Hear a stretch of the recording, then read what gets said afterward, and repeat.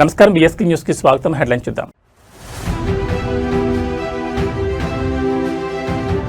CM చంద్రబాబుతో జనసేన రాజ్యసభ అభ్యర్థి లింగంనేని రమేష్ మర్యాదకు పూర్వక భేటీ. పార్లమెంట్లో ఏపీ గళాన్ని బలంగా వినిపిస్తాం, కూటమి ఐక్యతను చాటిన నేతలు.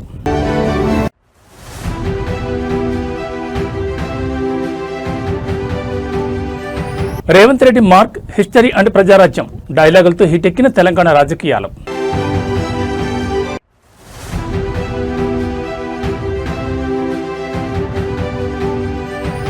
డిక్షనరీ పుట్టక ముందే తెలంగాణ పుట్టింది. వేల ఏళ్ల ఘన చరిత్రను గుర్తు చేసిన బీఆర్ఎస్ వర్కింగ్ ప్రెసిడెంట్.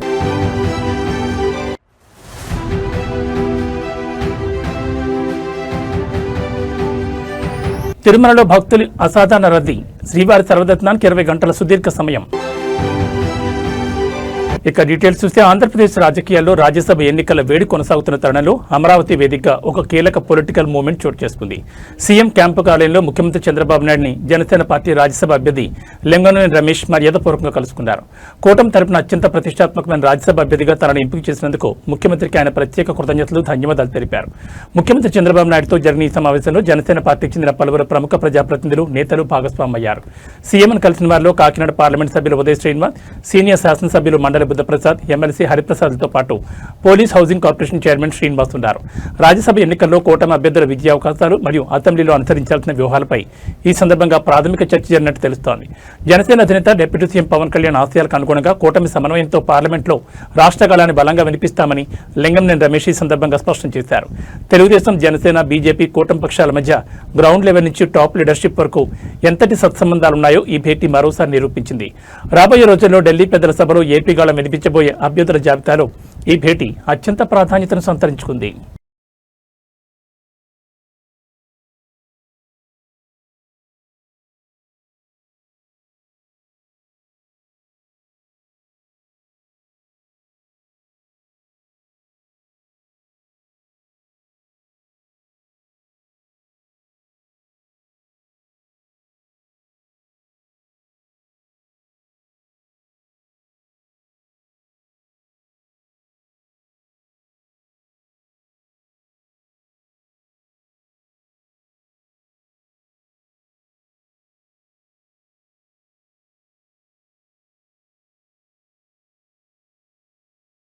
ఆంధ్రప్రదేశ్ రాజకీయాల్లో ఎంతో ఉత్కంఠ రేపిన తెలుగుదేశం పార్టీ రాజ్యసభ అభ్యర్థుల ఎంపిక ప్రక్రియ ఎట్టకేలకు కొలిక్కొచ్చింది. టీడీపీ కోటాలో పెద్దల సభకు వెళ్లే అభ్యర్థుల పేర్లను ముఖ్యమంత్రి చంద్రబాబు నాయుడు అధికారికంగా ఖరారు చేశారు. అమరావతిలోని సీఎం నివాసంలో అభ్యర్థులకు స్వయంగా ఆయన పార్టీ బీఫారాలను అందజేశారు. పారిశ్రామిక, విద్య మరియు యువజన విభాగాలకు చెందిన సానా సతీష్, భాష్యం రామకృష్ణ మరియు చింతకాయల విజయాలను ఈసారి రాజ్యసభ బరిలోకి దించుతోంది. అధినాయకత్వం నమ్మకాన్ని నిలబెట్టుకుంటూ ఢిల్లీ వేదికగా రాష్ట్ర హక్కుల కోసం పోరాడతామని అభ్యర్థులు స్పష్టం చేశారు. ఈ ముగ్గురు అభ్యర్థుల ఎంపికలో సీఎం చంద్రబాబు నాయుడు క్షేత్రస్థాయి సమీకరణాలను క్షుణ్ణంగా పరిశీలించినట్టు తెలుస్తోంది. ఉత్తరాంధ్రలో కీలక సామాజిక వర్గానికి చెందిన యువనేత, ఐటీ వింగ్ లో యాక్టివ్ గా ఉన్న చింతకాయల విజయ్కి అవకాశం ఇవ్వడం ద్వారా యువతకు పెద్దపీట వేశారు. అటు విద్యారంగంలో ప్రముఖుడిగా ఉంటూ పార్టీ కార్యక్రమాల్లో ఆర్థికంగా, నైతికంగా అండగా నిలిచిన భాష్యం రామకృష్ణకు సీటు దక్కడం విశేషం. ఇక సుదీర్ఘ పారిశ్రామిక, రాజకీయ నేపథ్యం ఉన్న సానా సతీష్ సైతం చంద్రబాబు చేతుల మీదుగా బీఫారం అందుకున్నారు. కూటమిలోని జనసేన అభ్యర్థి లింగంనేని రమేష్ తో పాటు ఈ ముగ్గురు టీడీపీ నేతలు కూడా అసెంబ్లీ సెక్రటరియట్లో తమ నామినేషన్ దాఖలు చేయనున్నారు. సంఖ్యాబలం పూర్తిగా కూటమికి అనుకూలంగా ఉండడంతో వీరి ఎన్నిక ఏకగ్రీవం కావడం దాదాపు ఖాయంగా కనిపిస్తోంది. ఈ ముగ్గురు అభ్యర్థుల ఎంపికతో తెలుగుదేశం పార్టీ కేడర్లో సరికొత్త ఉత్సాహం నెలకొంది. సీనియర్లకు, యువతకు మరియు విద్యావేత్తలకు సమపాడలో చంద్రబాబు నాయుడు స్థానం కల్పించారని రాజకీయ విశ్లేషకులు అభిప్రాయపడుతున్నారు. పార్లమెంట్లో ఆంధ్రప్రదేశ్ పునర్నిర్మాణ గళాన్ని వీరు ఎంత బలంగా వినిపిస్తారో చూడాలి.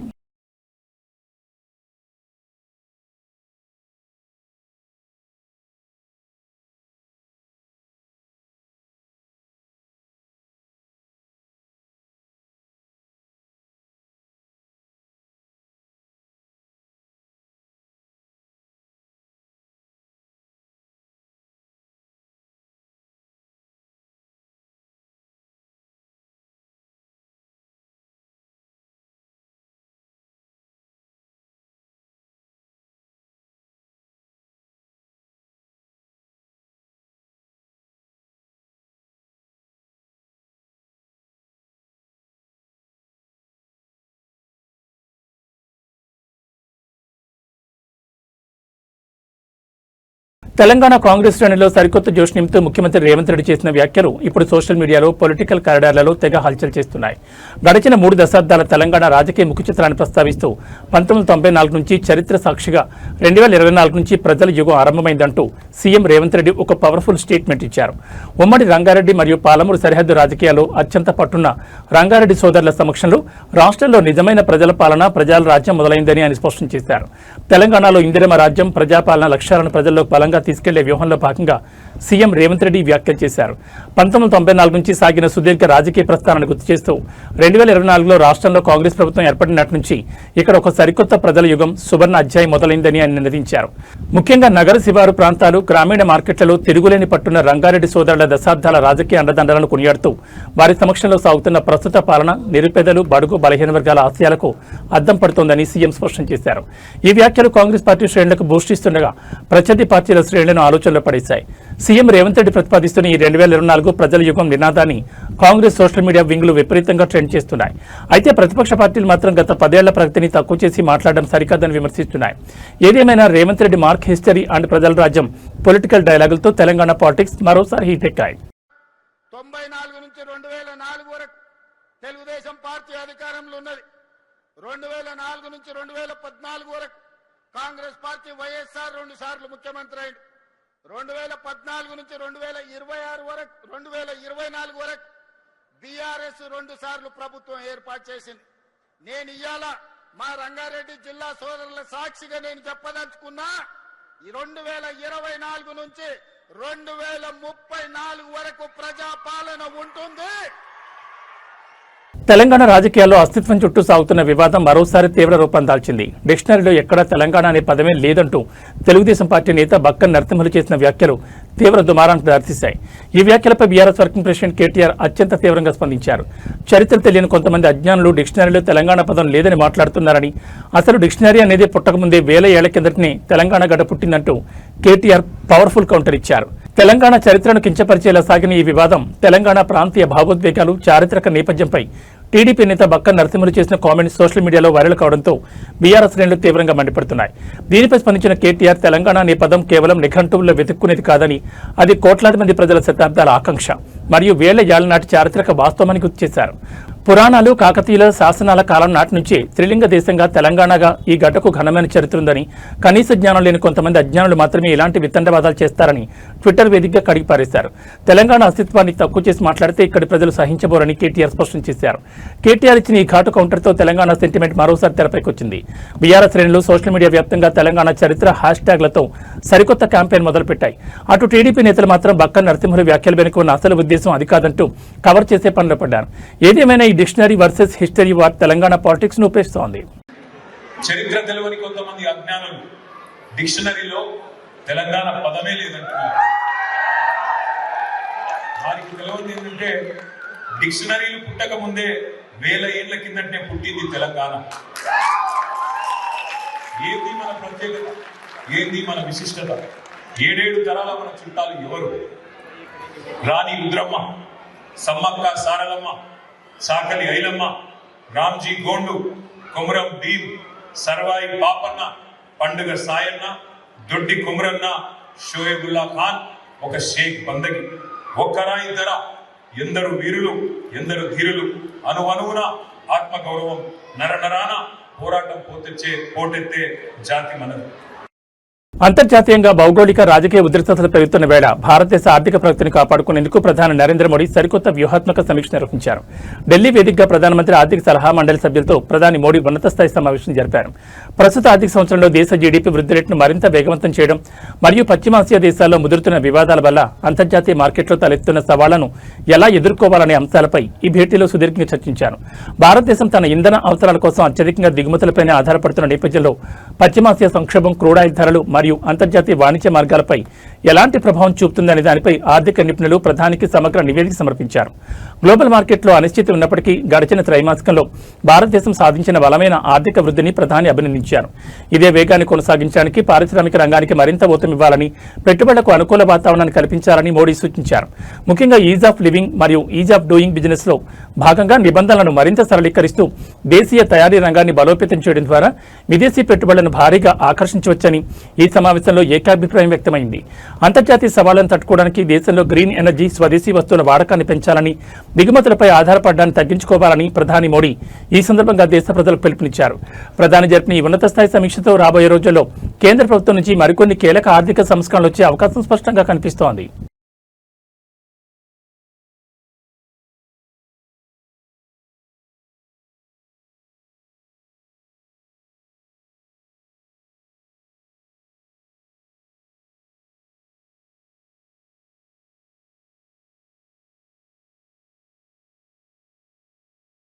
కలియుగ ప్రత్యక్ష దైవం తిరుమల శ్రీ వెంకటేశ్వర స్వామివారి క్షేత్రంలో భక్తుల రద్దీ అసాధారణ స్థాయికి చేరుకుంది.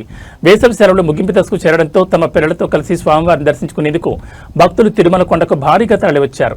వైకుంఠం క్యూ కాంప్లెక్స్లోని కంపార్ట్మెంట్లన్నీ భక్తులతో పూర్తిగా నిండిపోయాయి. టోకెన్ లేని సర్వదర్శనం కోసం వేచి ఉన్న భక్తుల క్యూ లైన్ ఏకంగా కొండపై ఉన్న ప్రముఖ ఆధ్యాత్మిక ప్రాంతం శిలాతోరణం వరకు కిలోమీటర్ల మేర విస్తరించింది.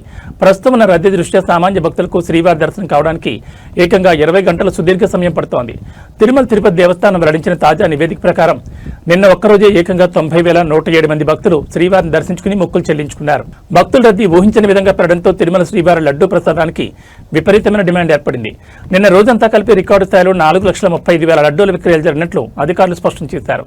అలాగే శ్రీవారి హుండీ ద్వారా నిన్న ఒక్కరోజే ఆలయానికి 4,23,00,000 రూపాయల ఆదాయం వచ్చినట్లు టీటీడీ బోర్డు ప్రకటించింది. సుదీర్ఘ క్యూ లైన్లలో గంటల తరబడి వేచి ఉన్న భక్తులకు ఎలాంటి ఇబ్బందులు తలెత్తకుండా నిరంతరాయంగా అన్నప్రసాదం, త్రాగునీరు, పాలు పంపిణీ చేసేందుకు టీటీడీ యంత్రాంగం ప్రత్యేక సిబ్బందిని, శ్రీవారి సేవకులను రంగంలోకి దించింది. కొండపై ఉన్న రద్దీని పర్యవేక్షిస్తూ క్యూ లైన్లలో భద్రతను టీటీడీ విజిలెన్స్ అధికారులు నిరంతరం సమీక్షిస్తున్నారు. రాబోయే 2-3 రోజుల పాటు ఇదే తరహా రద్దీ కొనసాగే అవకాశం ఉన్నందున దర్శన సమయం పెరిగినా సామాన్య భక్తులు సహనంతో సహకరించాలని అధికారులు విజ్ఞప్తి చేస్తున్నారు.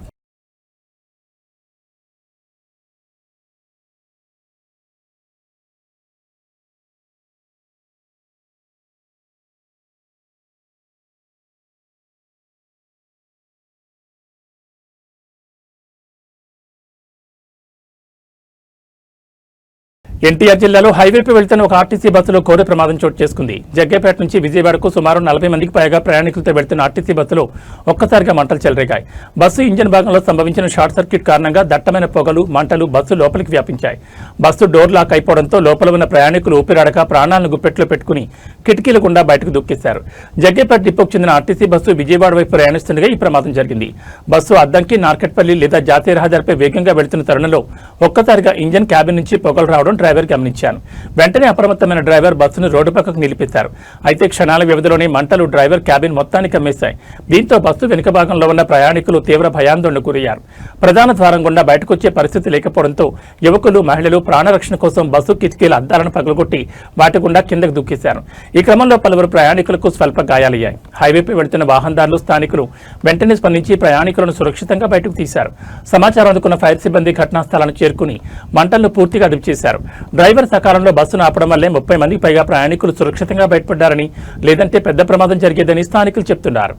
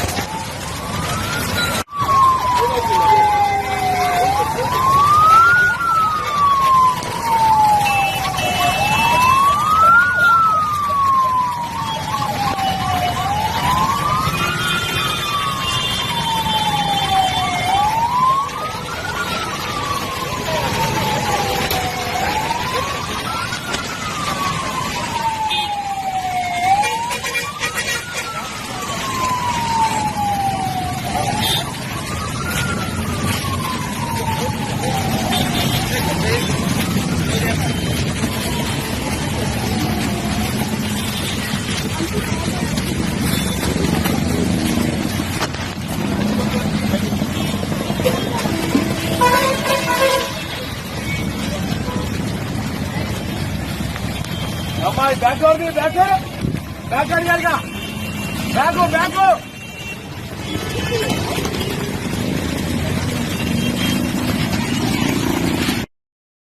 తెలంగాణ ప్రముఖ పుణ్యక్షేత్రం యాదగిరిగుట్ట శ్రీ లక్ష్మీనరసింహస్వామి ఆలయంలో భక్తుల రద్దీ ఒక్కసారిగా అమాంతం పెరిగింది. వేసవి సెలవులు ముగుస్తుండటంతో పాటు ఈ రోజు ఆదివారం సెలవుదినం కావడంతో స్వామివారిని దర్శించుకునేందుకు వేలాదిగా భక్తులు కొండపైకి తరలివచ్చారు. దీంతో యాదాద్రి ప్రసాద విక్రయశాలలు, కళ్యాణకట్ట, పుష్కరిణి పరిసర ప్రాంతాలు భక్తులతో పూర్తిగా కిక్కిరిసిపోయాయి. క్యూలైన్లు భారీగా నిండిపోవడంతో లక్ష్మీ నరసింహుడి ఉచిత దర్శనానికి మరియు ప్రత్యేక దర్శనాలకు గంటల కొద్దీ సమయం పడుతోంది. ఉదయం నుంచే యాదగిరిగుట్ట లక్ష్మీ నరసింహస్వామి వారి ఆలయ క్యూ కాంప్లెక్స్లు భక్తులతో నిండిపోయాయి. ప్రస్తుతం ఉన్న రద్దీని బట్టి స్వామివారి ధర్మదర్శనానికి సుమారు 3 గంటల సమయం పడుతుండగా 150 రూపాయల ప్రత్యేక ప్రవేశ దర్శనానికి 2 గంటల సమయం పడుతోందని ఆలయ అధికారులు అధికారికంగా వెల్లడించారు. జూన్ 2వ వారం కావడంతో స్కూలు తెరుచుకోనున్న నేపథ్యంలో కుటుంబ సమేతంగా స్వామివారిని దర్శించుకునేందుకు భక్తులు పెద్ద ఎత్తున తరలివచ్చారు. కొండపైకి వచ్చే వాహనాల సంఖ్య పెరగడంతో పార్కింగ్ స్థలాలు కూడా పూర్తిగా నిండిపోయాయి. భక్తులకు ఎలాంటి అసౌకర్యం కలగకుండా ఆలయ ఈవో ఆధ్వర్యంలో క్యూలైన్లో నిరంతరాయంగా పాలు, త్రాగునీరు అందిస్తూ భద్రతను పర్యవేక్షిస్తున్నారు. రద్దీ మరింత పెరిగే అవకాశం ఉండడంతో లడ్డు ప్రసాద కౌంటర్ల వద్ద అదనపు సిబ్బందిని కేటాయించారు. అలాగే ఘాట్ రోడ్డుపై ట్రాఫిక్ ఇబ్బందులు తలెత్తకుండా స్థానిక పోలీసులు గట్టి బందోబస్తు నిర్వహిస్తున్నారు. స్వామివారిని దర్శించుకునే భక్తులు ఆలయ నిబంధనలకు సహకరించాలని అధికారులు కోరుతున్నారు.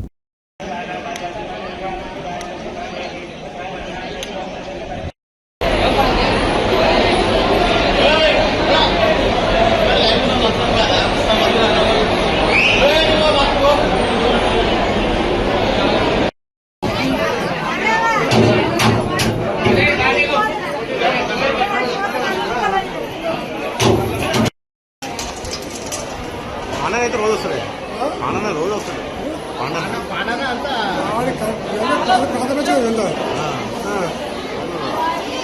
రికార్డింగ్ అవుతుంది సార్ వాయిస్.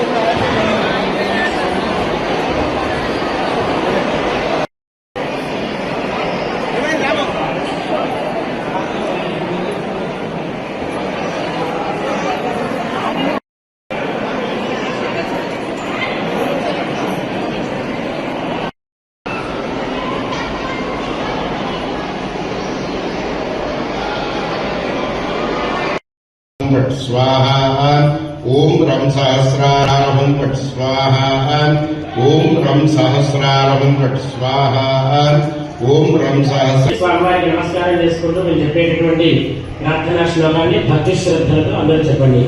ఓం అస్మద్గురుభ్యో నమః.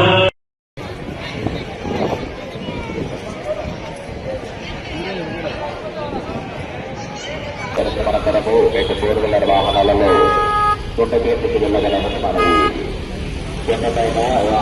జగిత్యాల జిల్లా వేదికగా రైతులకు మరియు పర్యావరణ నిబంధనలకు మధ్య సాగుతున్న ఒక వివాదం ఇప్పుడు సామాజిక మాధ్యమాల్లో పెను సంచలనంగా మారింది. కదలాపూర్ మండలం రాజారాం తండా గ్రామంలో వరి కొయ్యలు కాల్చాడనే నెపంతో ఒక సామాన్య రైతుకు గ్రామ పంచాయతీ కార్యదర్శి ఏకంగా 5,000 రూపాయల భారీ జరిమానా విధించారు. ఈ వ్యవహారం వెలుగులోకి రావడంతో నెటిజన్లు, రైతు సంఘాలు తీవ్రస్థాయిలో మండిపడుతున్నాయి.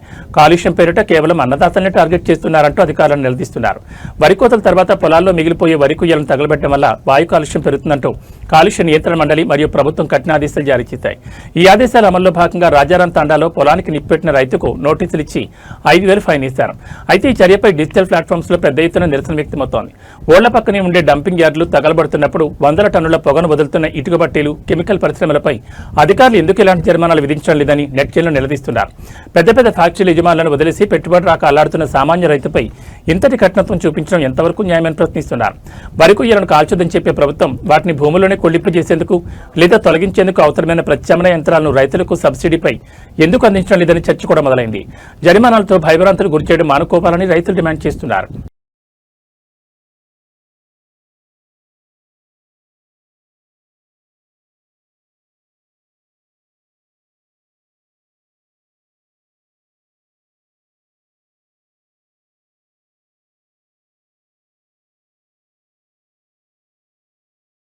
సామాన్యుడి వంటింటి బడ్జెట్ను అస్తవ్యస్తం చేస్తూ గ్యాస్ కంపెనీలు మరోసారి భారీ షాక్ ఇచ్చాయి.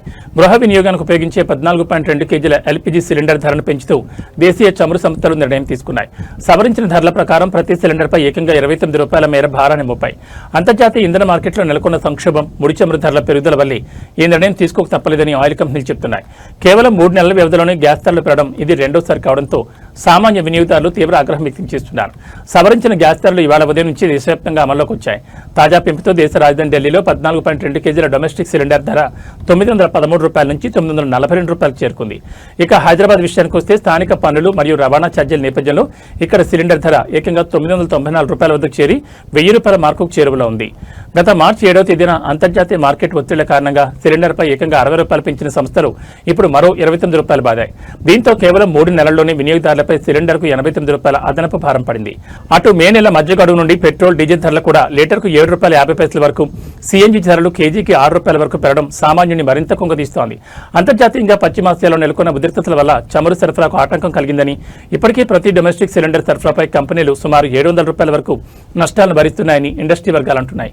ఏదేమైనా వరుసగా పెరుగుతున్న ఇంధన ధరలు సామాన్యుని నెలవారీ జీవన వ్యయాన్ని తీవ్రంగా ప్రభావితం చేస్తున్నాయి.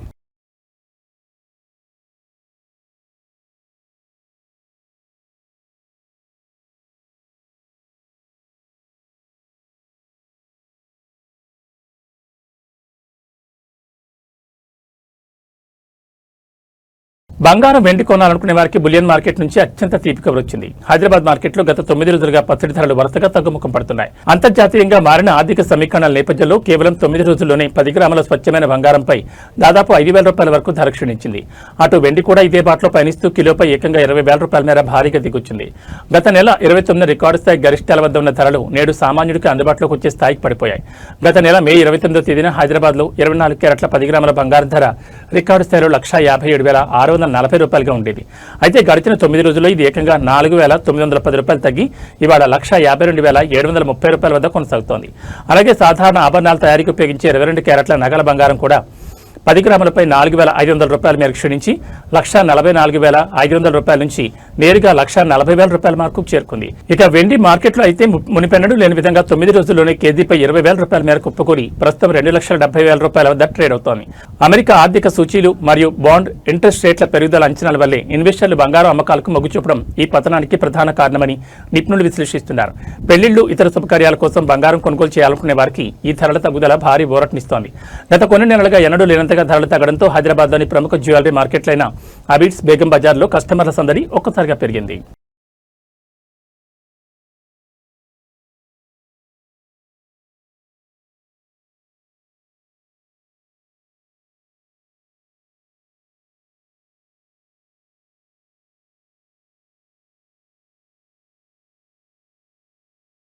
ఉక్కపోతతో సతమతమవుతున్న తెలంగాణ ప్రజలకు వాతావరణ నిపుణులు చల్లటి వార్త అందించారు. ఈ రోజు మధ్యాహ్నం నుంచి రాత్రిలోపు రాష్ట్రంలోని పలు జిల్లాల్లో భారీ వర్షాలు కురిసే అవకాశం ఉందని వాతావరణ శాఖ వెల్లడించింది. ముఖ్యంగా పశ్చిమ, దక్షిణ తెలంగాణ జిల్లాల్లో వాతావరణం వేగంగా మారుతోందని, బలమైన ఎదురుగాలతో కూడిన వర్షాలు పడతాయని అంచనా వేసింది. ఇటు భాగ్యనగరంలోనూ సాయంత్రం వేళ ఆకాశం మేఘావృతమై వర్షం కురిసే ఆస్కారం ఉందని పేర్కొంది. వాతావరణ నిపుణుల తాజా బులెటిన్ ప్రకారం వికారాబాద్, సంగారెడ్డి, నారాయణపేట్, మహబూబ్ నగర్ జిల్లాలో మధ్యాహ్నం తర్వాత వర్ష తీవ్రత ఎక్కువ ఉండబోతోంది. వీటితో పాటు ఉమ్మడి మహబూబ్ నగర్ పరిధిలోని గద్వాల, వనపర్తి, నాగర్ కర్నూలు జిల్లాలతో పాటు నల్గొండ, రంగారెడ్డి జిల్లాలోనూ ఉరుములు, మెరుపులతో కూడిన భారీ వర్షాలు పడే ఛాన్స్ ఉన్నట్లు నిపుణులు స్పష్టం చేశారు. ఈ జిల్లాలో గంటకు 30 నుంచి 40 కిలోమీటర్ల వేగంతో గాలులు వీచే ప్రమాదం ఉంది. ఇక రాష్ట్రంలోని మిగతా ఏరియాల్లోనూ అక్కడక్కడ తేలికపాటి నుంచి మోస్తరు జల్లులు పడే ఆస్కారం ఉంది. రాజధాని హైదరాబాద్ విషయానికి వస్తే సాయంత్రం ఆఫీసుల నుండి ఇళ్లకు తిరిగే సమయంలో నగర వ్యాప్తంగా పలు చోట్ల ఉరుములతో కూడిన వర్షాలు పడొచ్చని అంచనా వేస్తున్నారు. వర్ష సూచన ఉన్న నేపథ్యంలో జిల్లాల యంత్రాంగం అప్రమత్తమైంది. ముఖ్యంగా రైతులు తమ ఆరబోతున్న ధాన్యంపై ముందస్తు జాగ్రత్తలు తీసుకోవాలని, నగర ప్రజలు ప్రయాణాల సమయంలో ట్రాఫిక్ ఇబ్బందులను దృష్టిలో ఉంచుకోవాలని అధికారులు సూచిస్తున్నారు.